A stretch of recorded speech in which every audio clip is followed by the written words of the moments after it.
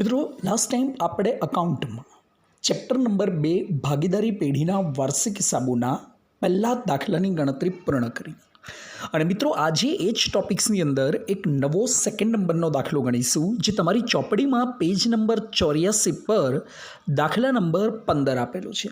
મિત્રો ગણતરીની સરળતા માટે થોડો ક્રમ આપણે આગળ પાછળ કરીશું પણ સિક્વન્સ તમને કોમન જળવાઈ રહેશે. એનીવે આજના દાખલાની વિશેષતા એ છે દાખલા નંબર 15માં કે જેની અંદર હર્ષ અને યેશા એમ બે ભાગીદારો આપેલા છે. મિત્રો શરૂઆતની અંદર નફા નુકસાનની વહેંચણીનું કોઈ પ્રમાણ નથી.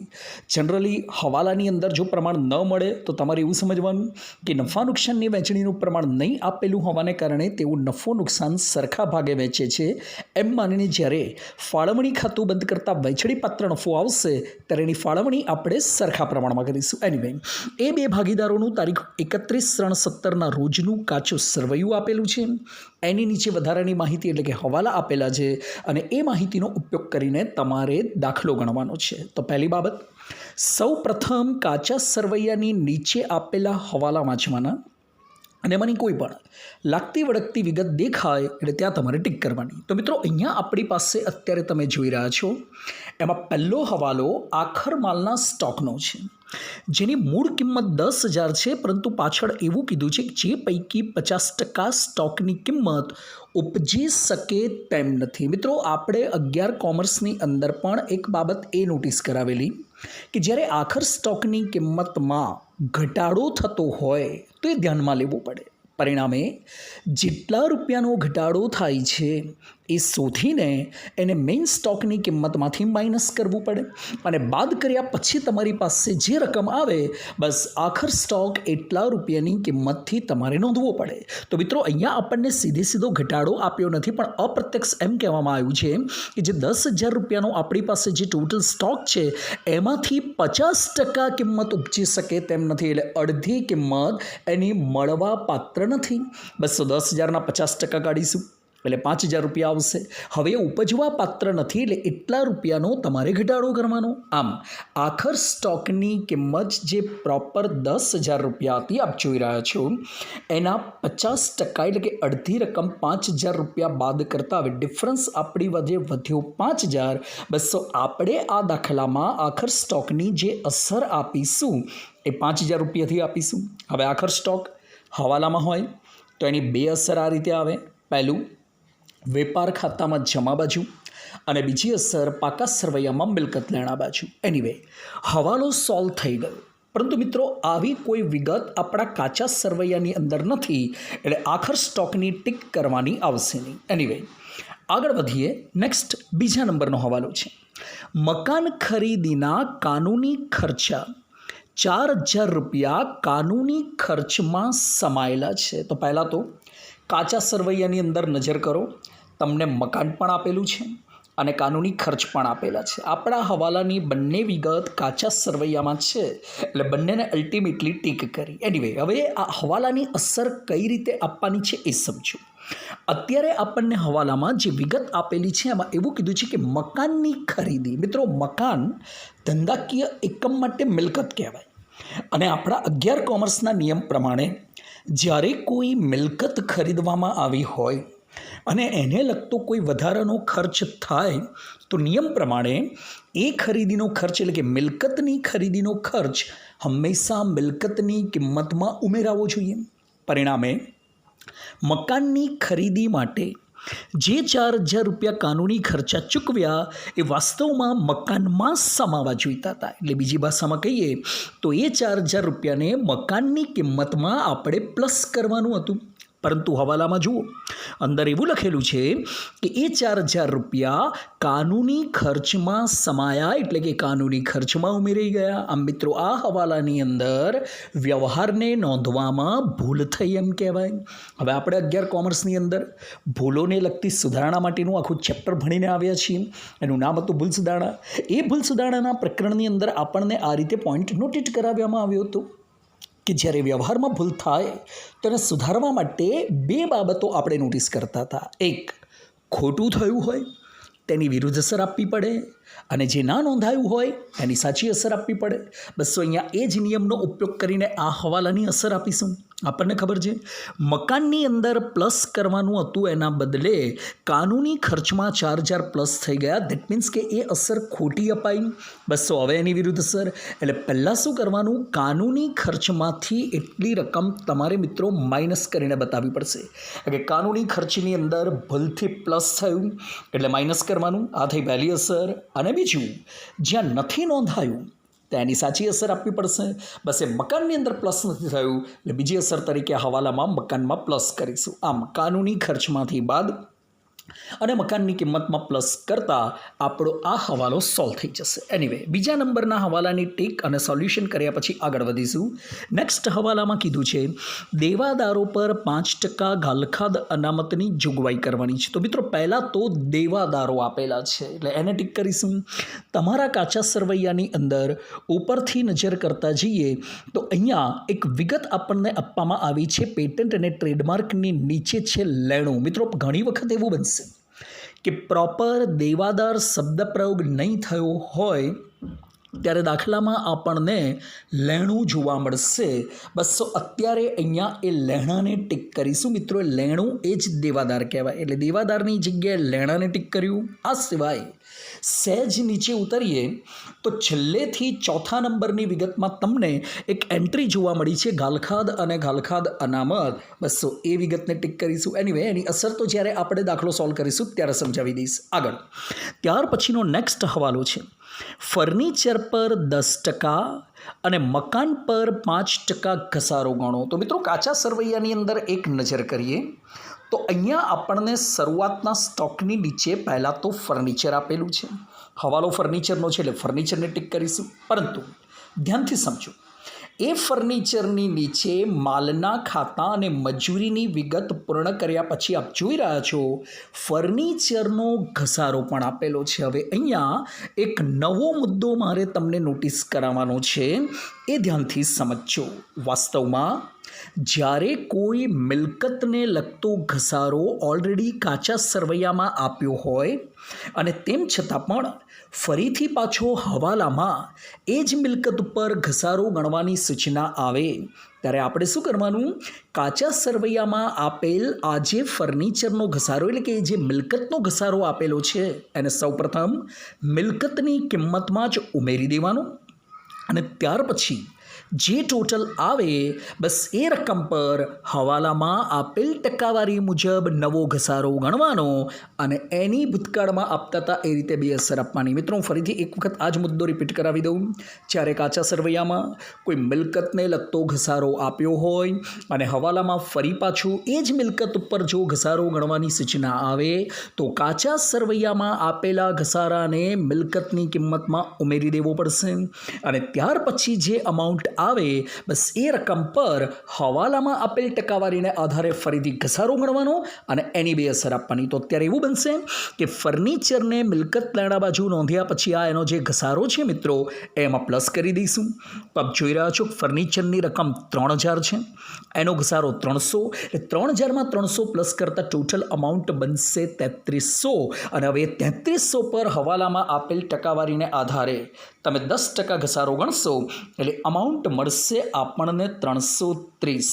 આમ ફર્નિચરને લગતો ઘસારો 330 રૂપિયા થશે અને એની જે રીતે આપણે બે અસર આપતા હતા એ પ્રમાણે આપીશું. એનીવે જોડે જોડે મકાન ઉપર બી ઘસારો ગણવાનો છે. મિત્રો ઓલરેડી મકાન ઉપર એક ટીક તો પહેલેથી કરી જ છે, પરંતુ બીજો હવાલો આવ્યો એટલે આપણે 11 કોમર્સમાં એ પણ નોટિસ કરાવેલું કે એકની એક વિગત ઉપર જેટલા પણ હવાલા હોય એક કરતાં વધારે તો એટલી વખત ટીક કરવી પડે. બસ એટલા માટે મકાન ઉપર એક બીજી અહીંયા આપ જોઈ રહ્યા છો મેં સાઈડમાં ટીક કરેલી છે એટલે ટોટલ 2 ટીક મકાન ઉપર થઈ. એનીવે પછી લાસ્ટ હવાલામાં આ રીતે આપેલું છે કે પેટન્ટ અને ટ્રેડમાર્કનો 1/3 ભાગ માંડી વાળવાનો છે. મિત્રો ઉપરથી શરૂઆતની બાકીમાં જોઈએ તો તમને અહીંયા પાઘડીની નીચે પેટન્ટ અને ટ્રેડમાર્કની રકમ આપી છે જેની અમાઉન્ટ છે 2700 રૂપિયા. આપણે એને ટીક કરીશું. હવે લાસ્ટ ટાઈમ પણ મેં તમને લોકોને એક પોઈન્ટ નોટિસ કરાયો તો આજે હું ફરીથી રિપીટ કરાવી દઉં. વાર્ષિક હિસાબોનો દાખલો ગણતી વખતે હવાલામાં કોઈ પણ વિગતમાં માંડીવાળો શબ્દ આવે એટલે આપણી ભાષામાં સમજવાનું કે એને બાદ કરવાનું છે. પરિણામે પહેલી અસર પેટન્ટ અને ટ્રેડમાર્કમાંથી તમારે 1/3 ભાગની રકમ માઇનસ કરવી પડશે. તો મિત્રો પહેલાં આપણે એનો 1/3 ભાગ શોધવાનો છે. હવે નેચરલી પેટન્ટની કિંમત છે 2700, એનો ત્રીજો ભાગ શોધવો હોય તો એના ગુણ્યા 1/3 કરીશું. આમ 2700 ગુણ્યા 1/3 કરતાં અમાઉન્ટ આપણને મળે છે 900 રૂપિયા. બસ આ 900 રૂપિયા તમારે એમ સમજવાનું કે હાલ પૂરતા મંડી વાળવાના છે. એનીવે હવે એની અસર સમજો. મંડી વાળવાનું આવ્યું એટલે પહેલી અસર પેટન્ટ અને ટ્રેડમાર્કમાંથી માઇનસ કરવું પડશે. અને બીજું એક વસ્તુ ખાસ યાદ રાખવાની, આ પણ આપણા માટે એક પ્રકારની અદૃશ્ય મિલકત જ છે. પરિણામે જ્યારે મિલકતમાંથી કોઈ પણ રકમ માઇનસ કરવામાં આવે તો એ મિલકતની કિંમતનો ઘટાડો થયો એમ કહેવાય. અને વિદ્યાર્થી મિત્રો અહીંયા યાદ રાખજો કે મિલકતની કિંમતનો ઘટાડો એ ધંધા માટેનું નુકસાન જ છે. બસ એટલા માટે એની બીજી અસર નફા નુકસાન ખાતામાં ઉધાર બાજુ આપીશું. આમ મિત્રો કાચા સરવૈયાની નીચે આપેલા 5 પ્રકારના હવાલા તો આપણે સોલ્વ કરી નાખ્યા. એનીવે હવે ઇનસાઇડ ચેક કરીએ તો લાસ્ટ એન્ટ્રીમાં આપણને અહીંયા એક ગુપ્ત હવાલો જોવા મળે છે. એનું નામ છે HDFCની 12% લોન. તારીખ આપી છે 1/7/16 અને અમાઉન્ટ આપી છે 10,000 રૂપિયા જમા બાકી. મિત્રો મેં લાસ્ટ ટાઈમ બી કીધું હતું, આજે હું ફરીથી રિપીટ કરાવી દઉં. કાચા સરવૈયામાં કોઈ પણ વ્યક્તિ કે સંસ્થાની લોન માટે જ્યારે જમા બાકી આપી હોય તો હંમેશા યાદ રાખવાનું કે આપણે લીધેલી લોન છે અને લીધેલી લોન ધંધા માટેનું દેવું કહેવાય.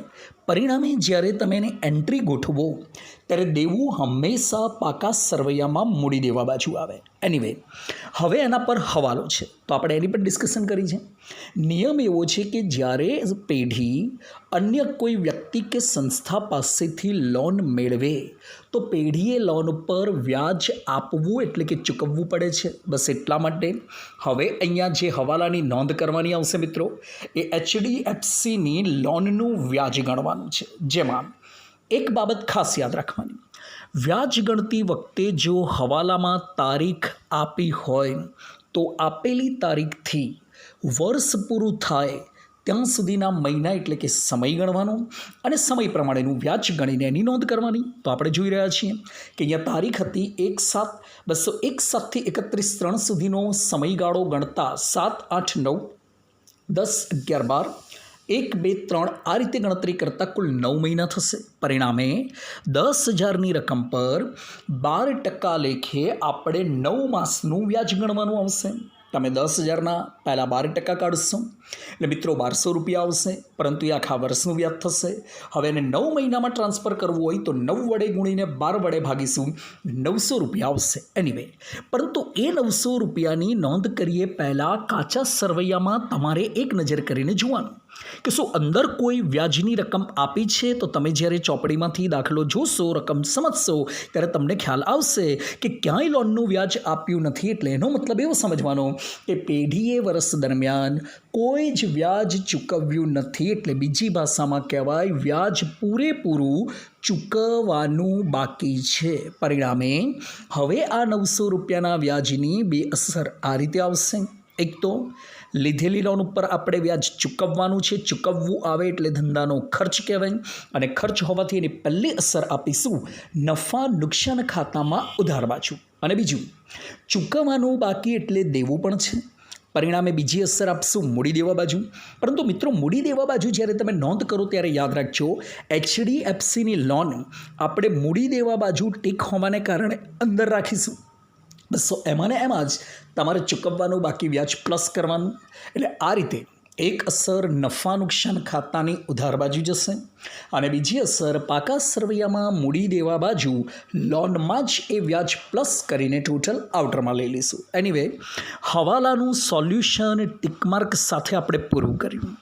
અહીંયા આપણી હવાલાની ગણતરી પૂર્ણ થઈ અને હવે મેઇન કેલ્ક્યુલેશન સ્ટાર્ટ કરીશું કે જેમાં કાચા સરવૈયાની એન્ટ્રીને ગોઠવીને ગણતરી કરીશું. તો મિત્રો હવે આપણે આપણા ઓરિજિનલી દાખલાની શરૂઆત કરીએ એ પહેલાં એક નજર કાચા સરવૈયાની અંદર કરો. તમને આજે પણ મૂડી ખાતાની બાકી તો આપી છે, પરંતુ ચાલુ ખાતા વિશે કોઈ માહિતી નથી. એટલે ફરી પાછું આજે આપણે એમ માનીને દાખલો ગણવાનો છે કે અહીંયા અસ્થિર પદ્ધતિના મૂડી ખાતા છે. એટલે આપણું ફોર્મેશન આજના દાખલામાં બધી વિગતો સાથે આ રીતે રહેશે. પહેલા ક્રમમાં વેપાર ખાતું, બીજા નંબરના ક્રમની અંદર નફા નુકસાન ખાતું, ત્રીજા નંબરના ક્રમની અંદર નફા નુકસાન ફાળવણી ખાતું, ચોથા નંબરના ક્રમની અંદર અત્યારે તમારે ચાલુ ખાતા નહીં હોવાને કારણે બનાવવાના છે ભાગીદારોના મૂડી ખાતા, અને છેલ્લા ફોર્મેશનની અંદર બનાવવાનું છે પાક્કું સરવૈયું. આમાં 5 ફોર્મેટ રેડી કર્યા પછી સૌથી પહેલાં કાચા સરવૈયાની એન્ટ્રીથી શરૂઆત કરીએ અને ત્યાર પછી હવાલા સોલ્વ કરીએ. ઓકે, તો વિદ્યાર્થી મિત્રો, તમારા ફોર્મેટ રેડી કર્યા પછી હવે સૌથી પહેલાં કાચા સરવૈયાની વિગતોને ગોઠવવાની શરૂઆત કરીશું. તો મિત્રો, આપણા દાખલામાં પહેલી એન્ટ્રી ભાગીદારોનો મૂડી અને ઉપાડ આ રીતે આપેલો છે. હર્ષ ઉધાર બાકી છે 5000, જમા બાકી છે 35000. યેશા ઉધાર બાજુ છે 2500 અને જમા બાકીમાં આપેલા છે 15000. મિત્રો, આપણે જ્યારે બાકીઓ આ રીતે કન્ટિન્યુઅસ ફોર્મમાં આપેલી હોય ત્યારે કોની કઈ બાકી છે એ પહેલાં ઓળખવું પડે. તો અગાઉના પ્રકરણની અંદર એટલે કે ચેપ્ટર નંબર 1માં જ્યારે આપણે દાખલો ગણતા હતા ત્યારે પણ મેં નોટિસ કરાવેલું કે મૂડી હંમેશા જમા થાય. પરિણામે અહીંયા જે જમા બાકીઓ આપી છે બંને ભાગીદારોના મૂડી ખાતાની છે એવું સમજવાનું, અને એટલે ઉધાર જે બાકીઓ આપી છે બંને ભાગીદારોના ઉપાડની છે. એનીવે, હવે આ જે એન્ટ્રી છે આ બે વિગતને તમારે ભાગીદારોના મૂડી ખાતામાં નોંધવું પડશે. મૂડીને સૌપ્રથમ મૂડી ખાતામાં જમા બાજુ લખીશું, ત્યારે વિગત આ રીતે આવશે. બાકી આગળ લાવ્યા. હર્ષના કોલમમાં 35000 રૂપિયા જમા બાજુ, યેશાના કોલમમાં 15000 રૂપિયા જમા બાજુ. આ મૂડીની અસર ગોઠવાઈ ગયા પછી જોડે જોડે ત્યાં ઉપાડ આપેલો છે. મિત્રો, આ ઓવાળી વિગત છે ને અગાઉ બી આપણે ડિસ્કશન કરી ચૂક્યા છીએ કે દાખલામાં ઓવાળી વિગત હંમેશા મૂડી ખાતા યા ચાલુ ખાતામાં ઉધાર બાજુ આવે. જો કે એની અત્યારે ચાલુ ખાતા તો છે નહીં, પણ મૂડી ખાતામાં બસ. તો હવે એ જ મૂડી ખાતાની ઉધાર બાજુ વિગતમાં લખીશું ઉપાડ. હર્ષના કોલમમાં 5000 અને યેશાના કોલમમાં 2500 રૂપિયા. તો આ રીતે પ્રથમ એન્ટ્રી મૂડી અને ઉપાડ કમ્પ્લીટ કર્યા પછી આગળ ત્યાર પછી નેક્સ્ટ વિગત આપી છે પાઘડી, જેની અમાઉન્ટ છે 5000 રૂપિયા. વિદ્યાર્થી મિત્રો, 11 કોમર્સથી આપણે નોટિસ કરતા આવ્યા છીએ પાઘડી, પેટન્ટ, ટ્રેડમાર્ક અને કોપીરાઇટ્સ આ 4 પ્રકારની અદૃશ્ય મિલકતો છે તો મિલકત, ભલે અદૃશ્ય તો અદૃશ્ય. પરિણામે હવે એની અસર આપીશું પાકા સરવૈયામાં મિલકત લેણા બાજુ. પરંતુ વિદ્યાર્થી મિત્રો, એટલું યાદ રાખવાનું કે પાકા સરવૈયામાં જ્યારે ફર્સ્ટ ટાઈમ મિલકત લેણા બાજુ નોંધ કરવા જઈએ તો શરૂઆતમાં હંમેશા સ્થિર એટલે કે કાયમી પ્રકારની મિલકતો આવે. દાખલા તરીકે જમીન, મકાન, પ્લાન્ટ, યંત્ર, મશીનરી, વાહન, ફર્નિચર વગેરે. જ્યાં સુધી આ પ્રકારની વિગતો આવે નહીં ત્યાં સુધી અન્ય બીજી મિલકતો લખાય નહીં. તો હવે આવી મિલકત હજુ સુધી આપણી એન્ટ્રીમાં આવી નથી. પરિણામે તમારી મિલકત લેણા બાજુ પાઘડીને નોંધતી વખતે ધ્યાને રાખવાનું કે શરૂઆતની 10 લાઈન છોડી દેવાની. આ અગાઉ પેલી મિલકતોને લખવા માટે લીટી છોડાવી છે મિત્રો, યાદ રાખજો. તો એવરેજ 10 લાઈન છોડ્યા પછી 11મી કે 12મી લીટીની અંદર હવે તમે આ અદૃશ્ય મિલકતને નોંધી શકશો.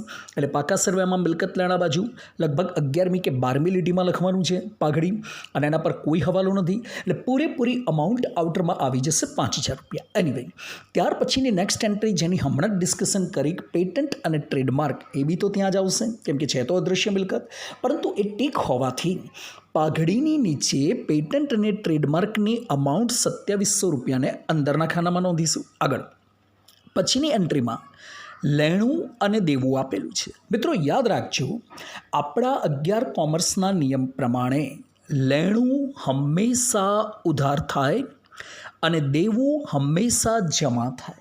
આ સ્પષ્ટતા મારે એટલા માટે કરવી પડી કેમ કે કોમ્પ્લિકેટેડ કેસ એ છે કે બાકીઓ અત્યારે આ દાખલામાં આપણને કમ્બાઇન્ડ સ્વરૂપમાં આપી છે, ઉધાર જમા સીધું. પરિણામે આ પરિસ્થિતિમાં તમારે પહેલાં એ બાબત ખાસ નક્કી કરવી પડે કે કોની કઈ બાકી છે. બસ એટલા માટે આપણો જૂનો નિયમ યાદ કરવાનો. લેણું હંમેશા ઉધાર, દેવું હંમેશા જમા. પરિણામે અહીંયા જે ઉધાર બાકી આપી છે 31000 રૂપિયા એ લેણાની ગણીશું, અને જમા બાકી આપી છે 25000 રૂપિયા એ દેવાની ગણીશું. બીજું લેણું છે અને લેણા સાઈડ લખીશું, દેવું છે એટલે દેવા બાજુ આવશે. પરંતુ મિત્રો યાદ રાખજો, તમે જ્યારે લેણું લેણા બાજુ લખો ત્યારે શબ્દપ્રયોગ લેણું એવું નહીં થાય, આપણે પ્રોપર શબ્દપ્રયોગ કરવો પડશે. એના માટેનો વર્ડ છે દેવાદાર, કેમ કે દેવાદાર પ્રત્યે લેણું સંકળાયેલું હોય. એનીવે, તો હવે મિલકત લેણા બાજુ પેટન્ટ્સની નીચે, પણ મિત્રો યાદ રાખજો એને તમે ટીક કરેલું છે એટલે અંદર રાખી હશે. પરિણામે 2 લાઈન છોડ્યા પછી દેવાદારો લખવાનું, અને એ પણ ટીક છે એટલે 31,000 રૂપિયા મિલકત લેણા બાજુ અંદરના ખાનામાં આવશે. એનીવે, એ સિવાય હવે તમારું દેવું જે છે મૂડી દેવા બાજુ, પરંતુ લખતી વખતે દેવું શબ્દ પ્રયોગ નહીં થાય. દેવું હંમેશા લેણદાર પ્રત્યે સંકળાયેલું છે એટલે લેણદારો, પરંતુ અહીંયા પણ અપવાદ એ યાદ રાખવાનું, મૂડી દેવા બાજુ શરૂઆત મૂડીથી થવી જોઈએ, પણ એ તો લાસ્ટમાં આવશે. પરિણામે પહેલી 5-6 લાઈન છોડ્યા પછી હવે તમારે મૂડી દેવા બાજુ લખવાનું લેણદારો. બીજું, એ ટીક નથી એના 25,000 રૂપિયા પૂરેપૂરા આઉટરમાં મૂકી દઈશું. એનીવે, ત્યાર પછીની વિગત આપી છે માલના ખાતા. વિદ્યાર્થી મિત્રો, અત્યારે આપણે જે કાચું સરવૈયું ભણી રહ્યા છીએ એની અંદર માલના ખાતાની પણ 2 બાકી આપી છે. તો હવે આની અંદર કોનો સમાવેશ થાય અને કોની કઈ બાકી હોય એ સમજો. 11 કોમર્સના નિયમ પ્રમાણે માલના હંમેશા 2 મુખ્ય ખાતા છે, એક ખરીદી અને બીજું વેચાણ. ખરીદી હંમેશા ઉધાર થાય, વેચાણ હંમેશા જમા થાય. બસ પરિણામે અત્યારે અહીંયા આપણને જે ઉધાર અને જમા બાકીઓ આપી છે એમાં ઉધાર જે છે એને ખરીદી ગણીશું અને જમા જે છે એને વેચાણ ગણીશું. આમ 40,000 રૂપિયાની ઉધાર બાકી એ ખરીદીની રકમ ગણાશે અને 89,250 જે જમા આપેલું છે એ આપણું વેચાણ કહેવાશે. હવે બીજું, આ માલને લગતી વિગત છે એટલે એનો સમાવેશ મતલબ કે એન્ટ્રી કરીશું વેપાર ખાતામાં. ખરીદી ઉધાર છે અને ઉધાર બાજુ લખીશું. પરંતુ મિત્રો યાદ રાખજો, વેપાર ખાતાની ઉધાર બાજુ શરૂઆતમાં ખરીદી નોંધાય નહીં, એટલે આપણે શું કરવાનું, પહેલી 1-2 લીટી છોડવાની, કેમ કે ફોર્મેશન તમે જાણો છો કે શરૂઆત તો શરૂઆતના સ્ટોકથી થાય. હવે એ હજી સુધી આવ્યો નથી, પરિણામે જ્યાં સુધી એ નહીં આવે ત્યાં સુધી તમારે શરૂઆતની લાઈનો છોડવી પડશે. બસ એટલા માટે વેપાર ખાતાની ઉધાર બાજુ શરૂઆતની 2 લાઈન છોડ્યા પછી લખવાનું ખરીદી. બીજું, મેં અગાઉ તમને સમજાવ્યું છે કે જ્યારે તમારા વેપાર ખાતામાં ખરીદી કે વેચાણ નોંધો તો એક નજર કાચા સરવૈયામાં એક ખાસ જોવાનું કે શું ખરીદ માલ પરત કે વેચાણ માલ પરત આપેલું છે કે નહીં.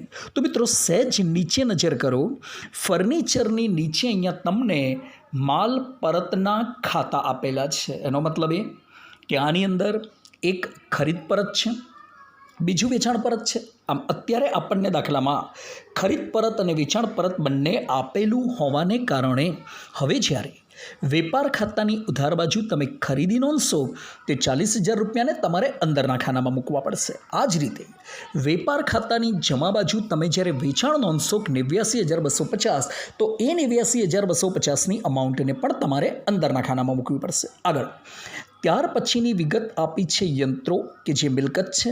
અને હવે સાંભળો મિત્રો, આ આપણી કાયમી સ્વરૂપની મિલકત આવી, પરિણામે એને મિલકત લેણા બાજુ પહેલી લીટીમાં લખવાનું છે. બીજું એ ટીક નથી એટલે એને આઉટરમાં મૂકી દઈશું. 15,000 રૂપિયા પૂરેપૂરા બહાર જશે. ત્યાર પછીની એન્ટ્રી છે શરૂઆતનો સ્ટોક. બસ જેની હમણાં જ ડિસ્કશન કરી હતી એ વેપાર ખાતાની ઉધાર બાજુ પહેલી જ લીટીની અંદર શરૂઆતનો સ્ટોક, કોઈ હવાલો નથી, પૂરેપૂરી અમાઉન્ટ આવશે 6,000 રૂપિયા, એ આઉટરમાં લખીશું. નેક્સ્ટ વિગત આપેલી છે ફર્નિચર. આ પણ મિલકત આવી, એ પણ કાયમી છે એટલે હવે એને પણ ઉપરથી લખીશું.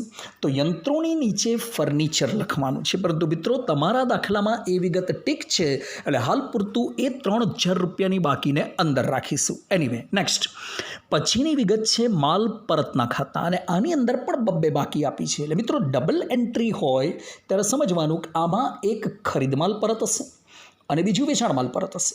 પરંતુ પ્રોબ્લેમ એ છે કે સીધી વિગત લખીને આપી નથી, પરિણામે હવે તમારે એની બાકી પરથી કોણ ખરીદ પરત છે ને કોણ વેચાણ પરત છે સમજવાનું છે. તો આપણે એની પણ ટેકનિક સમજાવી હતી, ફરીથી સાંભળજો.